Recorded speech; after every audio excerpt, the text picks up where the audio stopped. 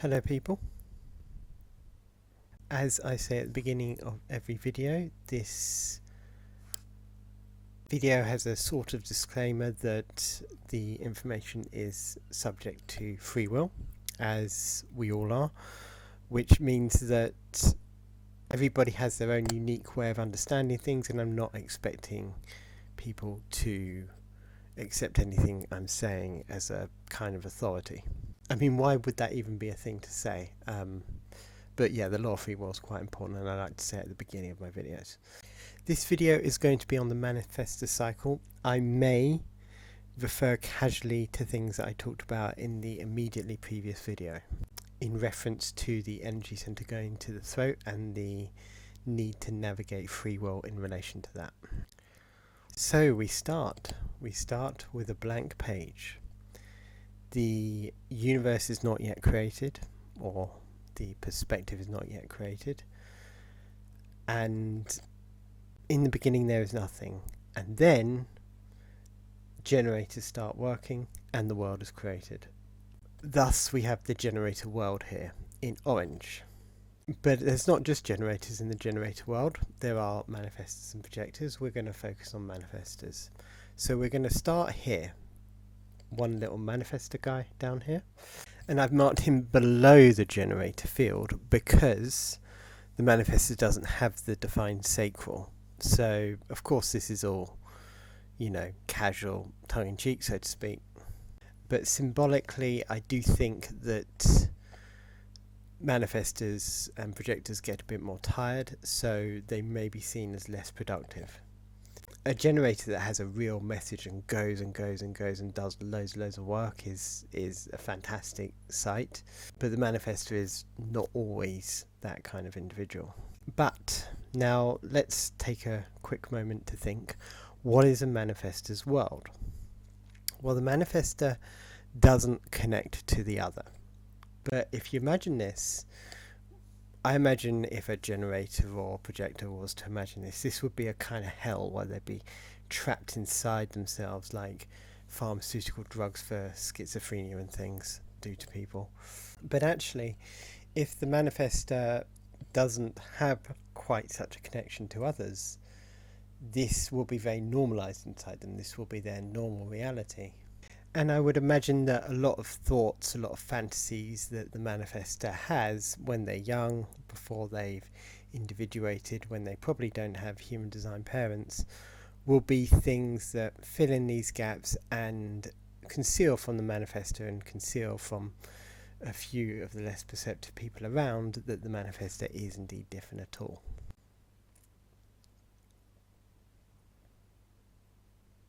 Nowadays we can get a lot of our emotion of belonging from TV shows. It's just the way the world is now. Now, of course, the hypothetical cycle I'm going to talk about here isn't necessarily your average manifestor. Your average manifestor may be a bit more messed up than this. This may have more clarity, it may have less clarity. But I do think there are a lot of messed up manifestors that have no idea of this process in their lives. And now, if you are someone that doesn't connect to the other, you're someone that when you sit down and have a conversation with the other, you don't get any real pleasure from it. I think that's the difference. The sacral really gets pleasure. You can see a sacral person, I probably said this before, you can see a sacral person working, interacting with others, and they love it, right? Very, very strange idea for me. But the manifestor lives in a world where they don't really connect to others, and things kind of click together and feel good to them, usually when they have an insight of sorts, because they're very wisdom orientated, like I talked about in the last video. And where I believe this leads is it eventually leads in a theological direction, even if this is subconscious. I remember once going on Reddit and following a few manifestors there. I was just very curious, and each one talked about the law of one, and the law of one is something that's quite rare for people to be in because it's very, very spiritual. It's just a bit too up there for a lot of people. But each one, I followed 3 manifestors, each one talked about the law of one, and they also talked about other things like astrology and stuff. So these are your spiritual people in a sense. I mean, I know there's a hell of a lot of generators and projectors that are also spiritual, but there's definitely a leaning with the manifestor because the mechanics lean in that direction. And what it is if you can't connect to others, then subconsciously you start connecting to something deeper, something else, something higher. And we would hope this was positive and higher. And thus, once you are connected to something higher, you start to be inspired. You start to be inspired to grandiose sci-fi sort of themes. And thus the process begins. So the manifestor's energy will start to rise here, because they'll be using all of their resources to try and raise their energy, to try and find some sort of solution subconsciously for this strange position they find themselves in.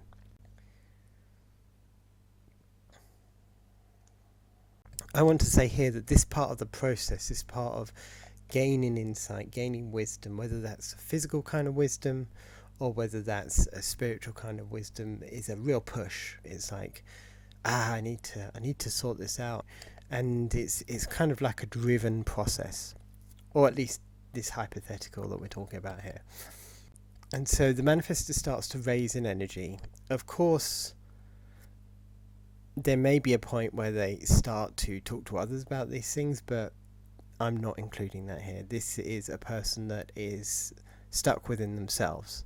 So they raise in energy. They don't start saying, oh, I've got this great insight, because nobody's interested, right? Generators are in their own world.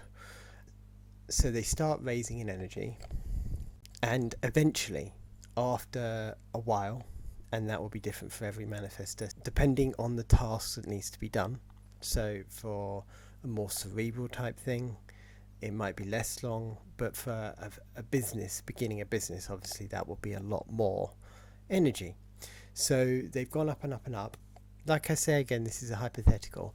I'm putting B here, which is the manifestor's insight, above the generator level.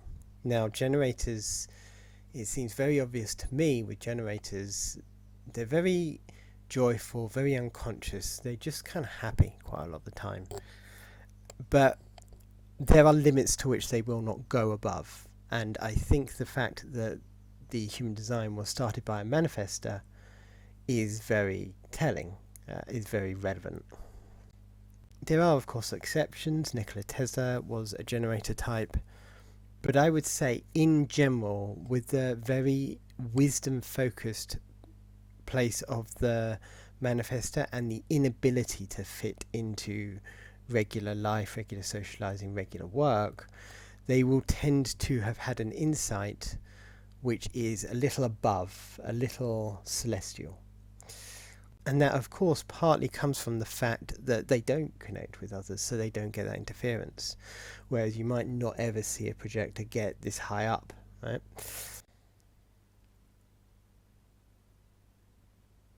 Then there's a second little part here, still a little high up, but we're on our way down a little bit. Now this insight has been given, it needs to be used. So it needs to be used beyond the original insight. So the original aha insight, this is how I'm going to use it, can then be used for the person, right? So a lot of the things that we do in our lives, I think we might feel are guided, but there's a difference between what is actually guided from a celestial place and what we then take for our own uses. I hope I'm not being too opaque here, but as an example, even if people are doing things that are fairly negative, I would say often the positive forces will not do anything that moves against those other people. So very often we're relying on our own energy centers in order to oppose other people. Sometimes we just have to be in a battle with other people. So sometimes we're given that information, but then we choose to use it for our own purposes. And that's why C is here. Like it's not just B, figured out the stuff and then down. It's there's more that needs to be done with this information. But then we're on our way down to the rest cycle. But we're not in the rest cycle yet, we're on our way down. I would say that in this hypothetical, when the manifestor is on their way down, they start having insights. Now, they start having insights because at B and C, they got a load of things which need to actually be applied. But this can be anything. It's the mind starts to get exhausted. It doesn't have that same spiritual energy, but the manifestor lives in this kind of spiritual world, or this very wisdom based world, where they take on a lot of things which aren't necessarily true some of the times. The manifestor not connecting to the other also has a not self that is pretty strong because it's also immune to the other. Whereas a generator, emotionally defined generator as an example, might get in a tussle with people and realize they're being unreasonable. I mean, if society was healthy. The manifestor doesn't have that. They don't have that connection with the other. So they're deconditioning, you might call it, or they're letting go of the not self comes through the rest cycle. It's when the body gets too tired and the spirit gets too tired to hold on to the crap, in a sense. And on the way down, the manifestor will start to get loads of insights and start to have to just drop things away.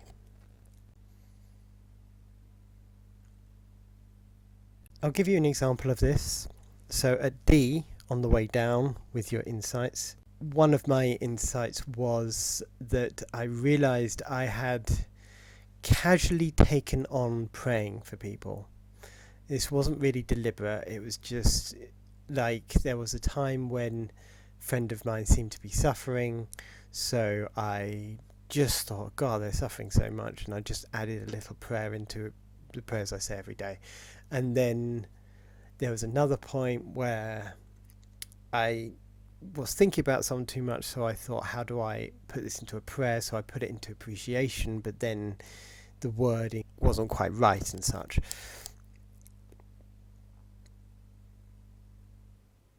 I haven't been able to articulate why I don't think prayer is correct to pray for others when you haven't been given permission.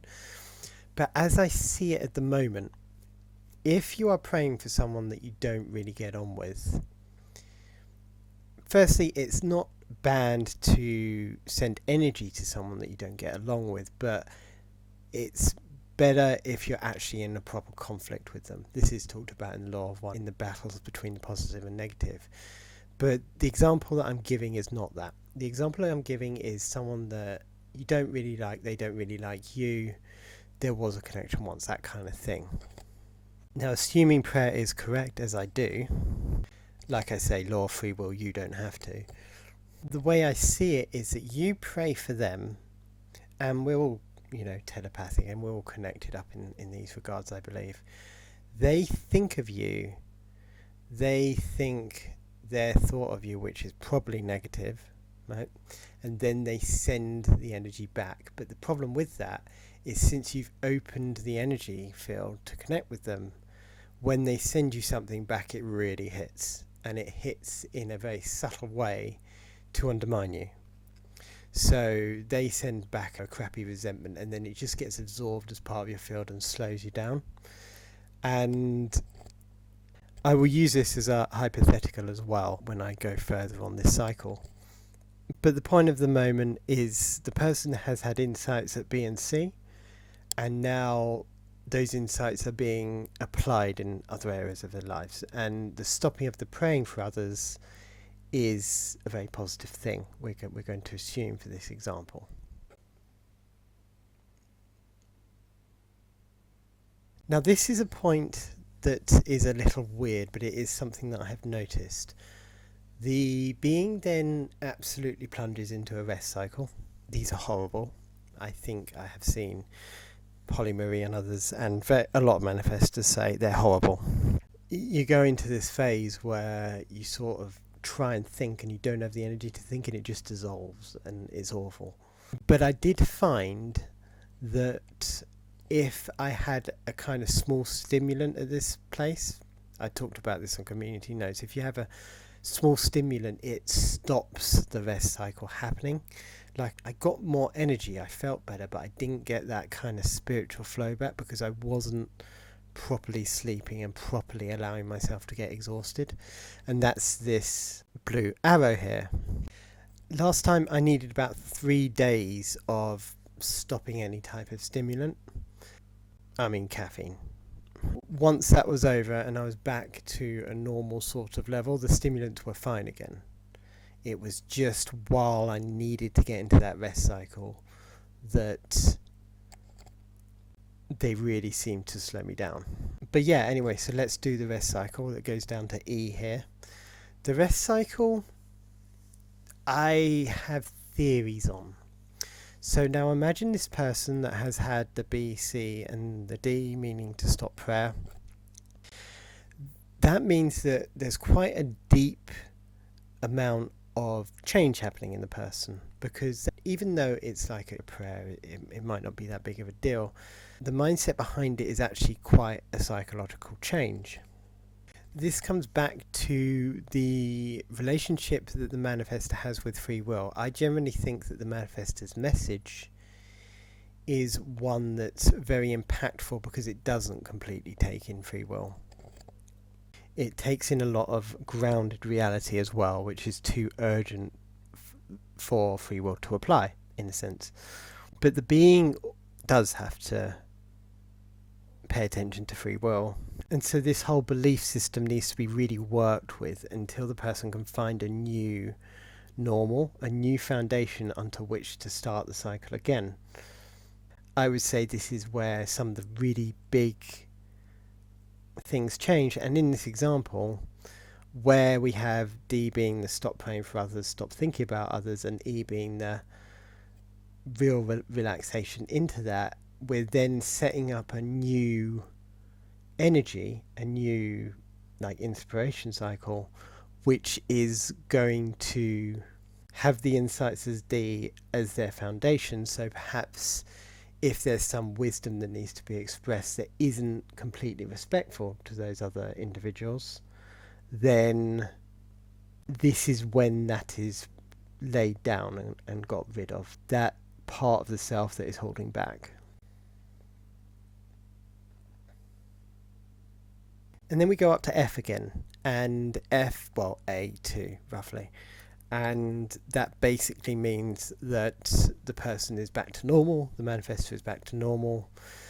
And this is just a rough idea, these are just some hypotheses put out. So a few general points on the manifestor then. Firstly, this is all very weird, and this is just something that people won't understand. But also, I'd like to talk a bit about how kind of great the sacral chakra is, and like it puts out all that information and it gets itself into a good place where it's got something in the world that it believes in, and it just powers on for decades. But that's not for this video, obviously. But I wanted to talk about the sociology of this in general, the social aspect. Firstly, manifestors don't have the sacral, and they don't have the sacral, but they also don't have the pleasing, charming, slight codependence of the projector. Projectors are adapted to others. They a little chameleonish, like I say, they're charming, they're attentive and all of that. But the manifestor is listening to something else, essentially. Like that quote about if someone listens to the beat of their own drum. So there's no real benefit to the generator to deal with the manifestor, in a sense. The generator will be charmed by the projector, so they can tolerate the projector's tiredness and non-animalness, in a sense, within the hierarchy. But the manifestor is not cooperating with the hierarchy, but they're also not the dominant animal, so to speak. And that's not a good combination in general. I mean, manifestors can be very entertaining, I think. I mean, you listen to some of Rahu's speeches and they're fun and, of course, very informative. But they take a while to mature. They take a while to be able to protect this energized throat and to be able to articulate a message from it. That takes a while. That isn't there when they're young. So for a while they're living too immature in a sense to have value in either sense. They don't have the defined sacral. They're not worker bees, and they don't yet have an articulated message, an articulated value. So they're living as neither. They're living in a sort of on the back foot. I mean, the energized throat is powerful, but it doesn't have animal power. It is powerful, but it doesn't have endurance. And I think where it all goes, where it all leads, is that the manifestor just has to kind of find their way. I don't think there's an easy pattern or advice to follow. I mean, Rahu, what's his path, right? Let's look at him. He became a crazy old man. He went out and lived in the middle of nowhere, and he got visited by some sort of angel, extraterrestrial, whatever, and fused with that entity, and then went and became a messenger for that entity. I mean, what advice would you expect to be able to give that individual if you were advising them? And I'm definitely not saying that all manifestors are like that. They're not all quite that, right? I mean, the entity was a very unique element of this. And manifestors out in the world today are quite broken, a lot of them, it seems to me. And Rahu's unusual experience perhaps might have led in the direction of him not having the most amount of insight into manifestors, because his experience was highly atypical. But even so, it still comes down to he wasn't in a good position. He wasn't accepted by the hierarchy. He was having difficulty. Then he sorted out his message, however the manifestor does it, sort out the message. And this doesn't mean being dominant, being an animal. This just means however you do it. If you have to be submissive for a while, if you have to scheme, then that's what you have to do.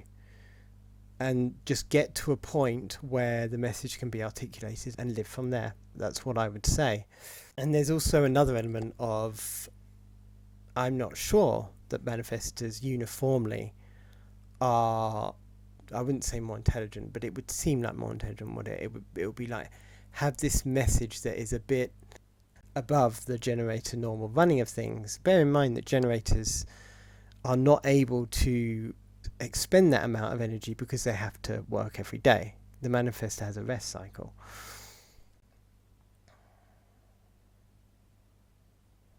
The law of one was very clear that higher energy centers require more energy, and also one of the quotes that they gave was that Carla, who was the channel, had from her channeling sessions done enough work for many hours of hard labor.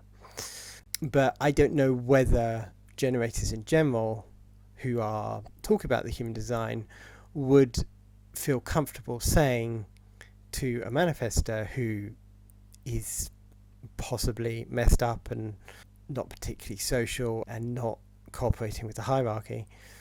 I don't know whether they could say to them that easily, you know, you could, if you really do well at this, your message might be higher than mine, right? I don't think they're going to do that. So I think that the entire area of manifestor psychology will probably remain fairly mysterious. But there is prayer, there are various spiritual things, there are various people out there with various spiritual messages that provide value in the sense there's a human design chart itself and the rest. Anyway, thank you for listening. I hope that was interesting.